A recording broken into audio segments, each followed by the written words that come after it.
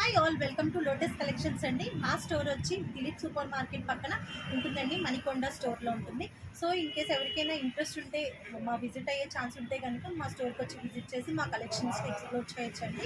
So first నేను wear చేసిన dress start చేస్తున్నాను అండి. ఇది వచ్చి రయాన్ కాటన్ ఫ్యాబ్రిక్ అండి, చాలా సూపర్ కంఫర్ట్గా ఉంది. సో ఈ స్టిచ్చింగ్ కూడా చూసారా ఎంత పర్ఫెక్ట్గా ఉందో.